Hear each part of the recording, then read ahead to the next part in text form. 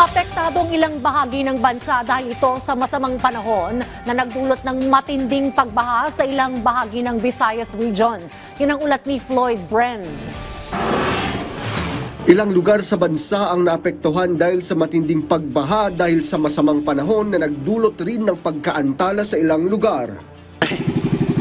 Ari po, kalsada ngayon din eh.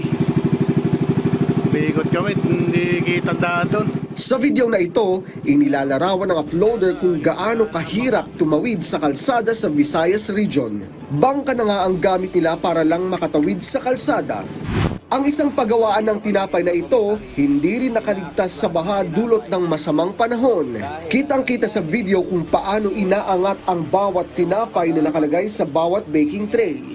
Sa bahaging ito naman ng Samar, kitang-kita sa kalsada na ito ang naperwisyo na dahil sa ulan na nagdulot ng matinding trapiko.